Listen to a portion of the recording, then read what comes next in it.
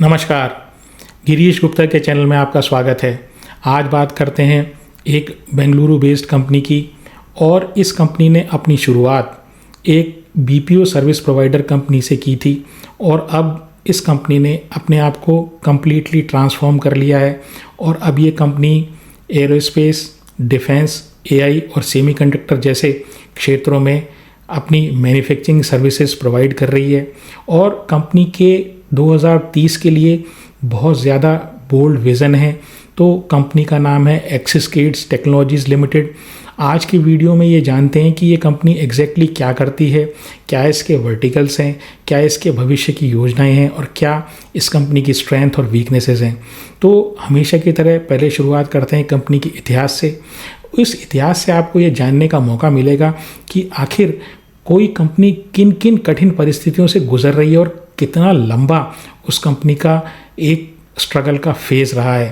तो कंपनी जो है उसकी स्थापना axis aerospace and technologies AAT के रूप में 1987 में हुई और उस समय ये जो कंपनी है ये हैवी इंजीनियरिंग इंडस्ट्रीज़ को कुछ मैकेनिकल इंजीनियरिंग डिज़ाइन और बीपीओ सर्विसेज वगैरह प्रोवाइड किया करती थी। 2009 में इन्होंने CADES उस कंपनी में एक मेजॉरिटी स्टेक लिया और ये जो केड्स कंपनी हुआ करती थी ये एरोस्पेस, डिफेंस और ऑटोमोटिव इंजीनियरिंग सॉल्यूशंस प्रोवाइड करती थी। 2014 में ये axis aerospace and technologies AAT जो है इसने केड्स के साथ अपना मर्जर कर लिया और कंपनी का नाम एक्सिस केड्स हो गया। Over a period of several years इस कंपनी ने कई छोटी छोटी कंपनीज़ को मर्ज और एक्वायर किया और उसके थ्रू अपनी कैपेबिलिटीज़ को बढ़ाया और अब ये कंपनी हैवी इंजीनियरिंग से लेके AI और सेमीकंडक्टर में डिज़ाइन और मैन्युफैक्चरिंग सर्विसेज प्रोवाइड कर रही है। तो जान लेते हैं कि एग्जैक्टली इस कंपनी के बिजनेस वर्टिकल्स कौन कौन से हैं। तो देखिए, इनके जो लेगेसी वर्टिकल्स थे वहाँ से इनको कोई बहुत ज़्यादा बिजनेस और उस बिजनेस से कोई मार्जिन नहीं आ रहा है। तो उन वर्टिकल्स को जो पुराने इनके वर्टिकल्स थे जिनमें ये काम किया करते थे उनको इन्होंने नॉन कोर वर्टिकल डिक्लेयर किया है, यानी कि बहुत ज़्यादा उस जगह ये ध्यान देने की कोशिश नहीं कर रहे हैं। जो इनका फोकस है वो नए जो कोर वर्टिकल्स जिनको ये कहते हैं वो हैं जहाँ पर इनका बिज़नेस जो है मेजॉरिटी ऑफ रेवेन्यू जो है वो वहाँ से आता है और उस बिज़नेस में आगे ग्रोथ की संभावनाएं भी बहुत अच्छी हैं, साथ ही साथ उस क्षेत्र में इनका मार्जिन भी बहुत अच्छा है। तो पहले बात कर लेते हैं इनके नॉन कोर सेगमेंट की। इस नॉन कोर सेगमेंट में इनके heavy engineering industries, automobile industries और एनर्जी वाला जो सेक्टर है वो आता है। तो इस सेक्टर के लिए ये AI enabled manufacturing support provide कराते हैं और साथ ही साथ जो कुछ पार्ट्स की डिज़ाइन है वो भी ये किया करते हैं। तो यहाँ से जो इनका रेवेन्यू है ये 25% आता है, लेकिन मार्जिन या तो नेगेटिव है या बहुत ही कम है। तो अब इन्होंने इसके ऊपर बहुत ज़्यादा ध्यान देना बंद कर दिया है और इनका फोकस जो इनकी कोर कॉम्पिटेंस है या कोर इंडस्ट्रीज़ है वहाँ पर ये अपना ध्यान फोकस कर रहे हैं। इनके कोर सेगमेंट की बात करूं तो बेसिकली उसमें 3 वर्टिकल हैं। पहला वर्टिकल है एरोस्पेस, दूसरा वर्टिकल है डिफेंस और तीसरा वर्टिकल है ESAI।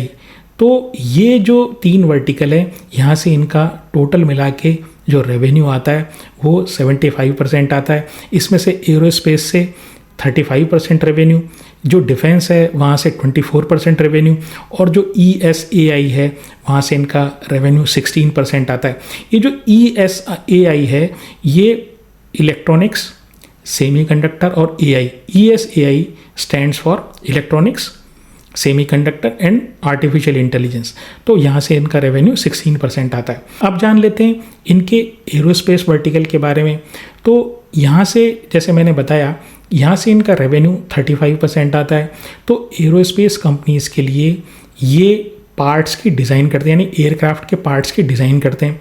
फिर जिन टूल्स के थ्रू, जिन इक्विपमेंट्स के थ्रू वो पार्ट्स बनते हैं उन टूल्स की भी ये कंपनी डिज़ाइन करती है। फिर रिपेयर और मेंटेनेंस के जो मैनुअल होते हैं वो ये कंपनी तैयार करती है और इसके अलावा छोटे इलेक्ट्रॉनिक कंपोनेंट जो हैं जो एयरक्राफ्ट में काम आते हैं वो भी ये बनाते हैं।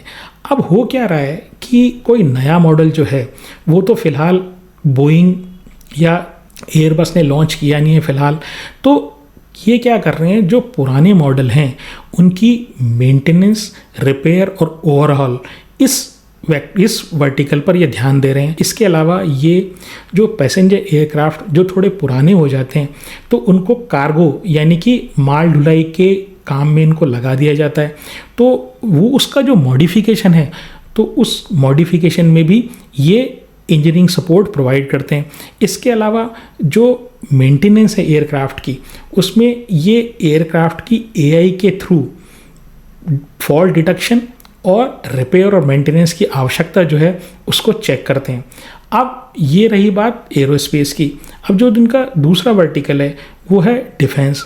अब डिफेंस में ये ज़्यादातर जो है इंजीनियरिंग डिज़ाइन और R&D टाइप के सपोर्ट प्रोवाइड करते हैं। हालांकि इनका फोकस अब इस बात पे चेंज हो रहा है कि ये एक्चुअली जो है कुछ कंपोनेंट्स और कुछ जो तरह के साजो सामान डिफेंस में काम आते हैं वो भी ये बनाएं। तो ये DRDO, डिफेंस जो PSU हैं और मिनिस्ट्री ऑफ डिफेंस उनके साथ मिलकर इंजीनियरिंग डिज़ाइन तैयार करते हैं, साथ ही साथ उनको रिसर्च एंड डेवलपमेंट की रिक्वायरमेंट जो थी उसमें सपोर्ट प्रोवाइड करते हैं। इसके अलावा ये जो है रेडार सिस्टम हुआ, ड्रोन और काउंटर ड्रोन हुआ और हाई एंड कम्युनिकेशन सिस्टम्स हैं, ये भी छोटे लेवल पे, छोटे पैमाने पर बनाते हैं। इनका जो तीसरा वर्टिकल है वो है ESAI। तो जैसे मैंने बताया, ESAI stands for electronics, semiconductors and artificial intelligence. तो ये एम्बेडेड सिस्टम्स बनाते हैं। एम्बेडेड सिस्टम्स आप ये समझ लीजिए, एक सिस्टम के अंदर एक छोटा कंप्यूटर है जो अपने आप डिसीजन लेता है। उदाहरण के लिए समझें कि जो आपके रूम में कोई ऑटोमेटिक AC लगा हुआ है तो उसमें एक सेंसर होता है। वो जो सेंसर होता है वो टेम्परेचर को जज करता है और जज करने के साथ ही वो टेम्परेचर को या तो कम कर देता है या ज़्यादा कर देता है to maintain a certain temperature in the surroundings.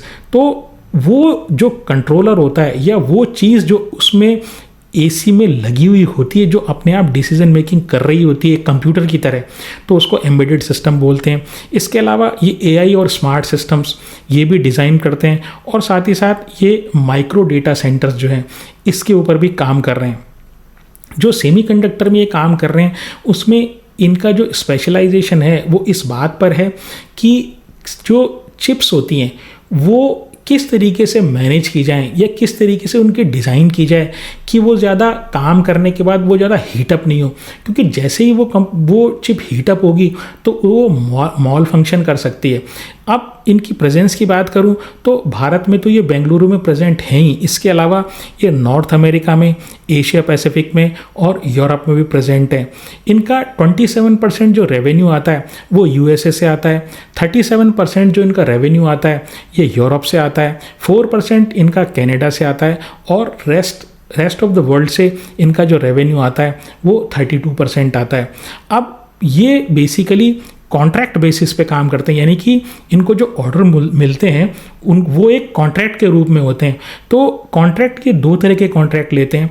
69% जो कॉन्ट्रैक्ट इनके हैं वो टाइम एंड मटेरियल वाले कॉन्ट्रैक्ट्स हैं और जो 31% है वो फिक्स प्राइस कॉन्ट्रैक्ट्स हैं। अब समझ लेते हैं कि टाइम एंड मटेरियल कॉन्ट्रैक्ट या फिक्स प्राइस कॉन्ट्रैक्ट इन दोनों में क्या अंतर है और ये एग्जैक्टली होते क्या हैं। तो देखिए, टाइम एंड मटेरियल कॉन्ट्रैक्ट में जो कॉन्ट्रैक्ट देने वाली कंपनी है वो इनसे ये कहती है कि हम आपको मटेरियल जो आप लगा रहे हो, अगर कोई मैन्युफैक्चरिंग कर रहे हैं तो जो आप मटेरियल लगा रहे हो उसका पैसा देंगे, प्लस आपकी जो लेबर आप उस पर लगा रहे हो, आप बताइए आप कितनी लेबर लगा रहे हैं, कितने मैन आवर्स इसमें आएंगे, तो उस मैन आवर की कॉस्ट जो है ना उसमें जोड़ दी जाती है। और जब मटेरियल और लेबर की कॉस्ट मिला दी जाती है तो ये जो कॉन्ट्रैक्ट हैं, इस तरह के कॉन्ट्रैक्ट को टाइम एंड मटेरियल कॉन्ट्रैक्ट कहा जाता है। दूसरा 31% जो इनके कॉन्ट्रैक्ट्स हैं वो फिक्स प्राइस कॉन्ट्रैक्ट हैं। इसका क्या मतलब हुआ? इसका मतलब ये हुआ कि ये जो कॉन्ट्रैक्ट देने वाला है उसने ये कह दिया, भाई आप मुझे ये वाला काम पूरा करके दीजिए, इसके बदले में मैं आपको इतने पैसे दूंगा।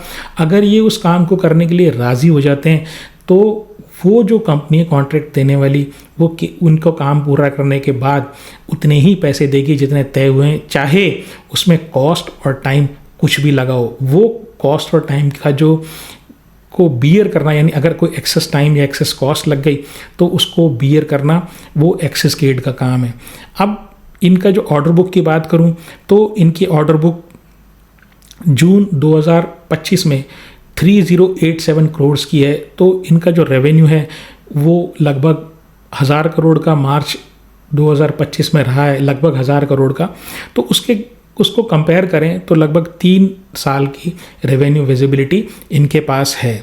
अब इनका जो विज़न की मैं बात करूं तो ये कहते हैं कि ये जो अभी इनका ज़्यादातर रेवेन्यू आता है वो सर्विस से आता है, यानी ये डिज़ाइन वगैरह जो बनाते हैं और जो ये मेंटेनेंस के या मैनुअल वगैरह ये जो बनाते हैं या R&D में सपोर्ट करते हैं या जो कंसल्टेंसी टाइप की सर्विसेज ये प्रोवाइड करते हैं तो वहाँ से आता है। तो ये कहते हैं कि हमारा ये वाला जो वर्टिकल है, सर्विस ओरिएंटेशन जो हमारा है, वो बेसिकली हम उसको शिफ्ट करके हम मैन्युफैक्चरिंग में लेके जाएंगे और वहाँ पर हम हमारी इंटेलेक्चुअल प्रॉपर्टी डेवलप करेंगे, यानी R&D से हम कोई प्रोडक्ट डेवलप करेंगे और वो प्रोडक्ट के ऊपर जो इंटेलेक्चुअल प्रॉपर्टी है तो वो राइट हमारे पास होगा, तो वो उसके कारण उस प्रोडक्ट में मार्जिन ज़्यादा होता है। तो इनका टारगेट ये कि सर्विस और मैन्युफैक्चरिंग का जो रेशियो है 20:80 ये कर दे, यानी 20% इनका जो रेवेन्यू आए केवल वो रेवेन्यू केवल उतना ही वो सर्विस से आए और बाकी 80% रेवेन्यू इनका मैन्युफैक्चरिंग से आए। दूसरा इनका जो टारगेट है वो ये कहते हैं कि जो इनका जो कोर सेगमेंट है, यानी कि डिफेंस, एरोस्पेस और ESAI, वहाँ से ये साल दर साल 40% रेवेन्यू ग्रोथ का टारगेट रख रहे हैं। मैनेजमेंट का ये मानना है कि जो नॉन कोर इनका वर्टिकल है, ये जो नॉन कोर सेगमेंट्स हैं जैसे हेवी इंजीनियरिंग हुआ या ऑटोमोबाइल सेगमेंट हुआ या एनर्जी वर्टिकल हुआ, तो वहाँ से चूंकि इनको कोई बहुत ज़्यादा फ़ायदा नहीं हो रहा है, ना तो रेवेन्यू उतना आ रहा है, ना उसमें कुछ मार्जिन बच रहा है, कंपटीशन भी ज़्यादा है, तो ये कह रहे हैं हम उसको रखें या ना रखें इसके बारे में हम रीअसेसमेंट कर रहे हैं। इनका एक विज़न है, विज़न 930। अब ये 930 में जो 9 है वो ये उसका मतलब ये है कि ये अपना रेवेन्यू 9000 करोड़ करना चाहते हैं और ये 30 जो है इसमें 30, उसका मतलब ये है कि ये टारगेट ये 2030 यानी आने वाले 5 सालों में ये पूरा करना चाहते हैं। अभी जैसे मैंने बताया इनका मार्च 2025 का जो रेवेन्यू है ये लगभग 1000 करोड़ के आसपास है, तो 5 सालों में ये अपना रेवेन्यू 9 गुना करने का टारगेट कर रहे हैं। 40% ग्रोथ, 9000 करोड़ की रेवेन्यू और सर्विस से मैन्युफैक्चरिंग फोकस के लिए ये अपनी मैन्युफैक्चरिंग फैसिलिटीज़ जो है उसको बहुत तेज़ी से एक्सपेंड कर रहे हैं। दूसरी बात, अपनी नई नई कैपेबिलिटीज़ डेवलप करने के लिए ये जो ग्लोबल जो टेक्निकल वाली बहुत बड़ी बड़ी कंपनीज़ हैं इनसे ये टाई अप भी कर रहे हैं।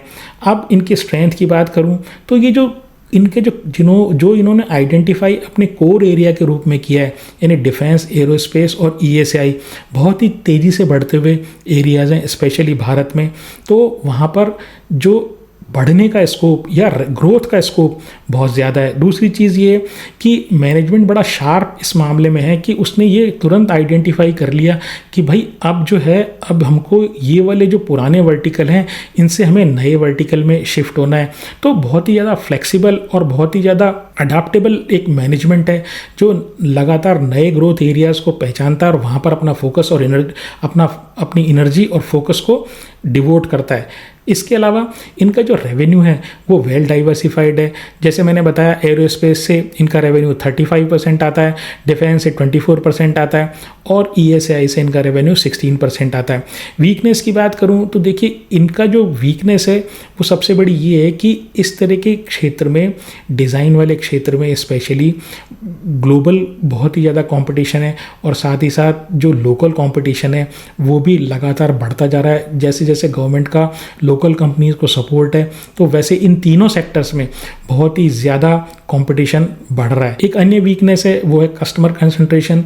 तो एरोस्पेस में लिमिटेड कंपनीज हैं, बोइंग और एयरबस जो मेजर कंपनीज़ हैं।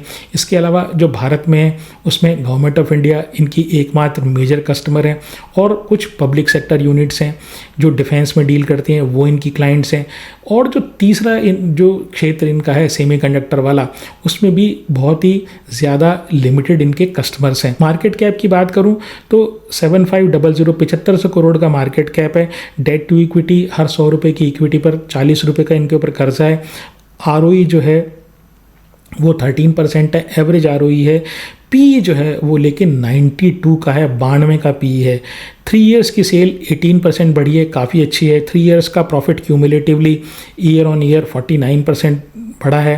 प्रमोटर के पास 58.2% जो है वो शेयर होल्डिंग है। इसमें से लगभग 12.7% जो है वो प्लेज शेयर होल्डिंग है। एफआईआई के पास 1.62% है, डीआईआई के पास 1.34% है, और जो पब्लिक है उसके पास 38.85% है। तो ऑल इन ऑल मैं बात करूं तो देखिए, ये जो कंपनी है इसकी प्रोग्रेस में या इसकी कैपेबिलिटीज़ में कोई प्रॉब्लम नहीं है। कंपनी बहुत अच्छी है, ग्रोथ एरिया में है, और आगे ये कंपनी काफ़ी ग्रो करेगी। तो प्रॉब्लम जो है वो बेसिकली इसके भाव में है, और हम शेयर होल्डर्स हैं, हमें भाव से मतलब है। अगर हमारा भाव ठीक नहीं होगा तो शेयर रिटर्न जो है, हमारे कितनी भी अच्छी कंपनी हो, शेयर से हमें रिटर्न प्राप्त नहीं होगा, और हमारा उद्देश्य शेयर से रिटर्न प्राप्त करना है।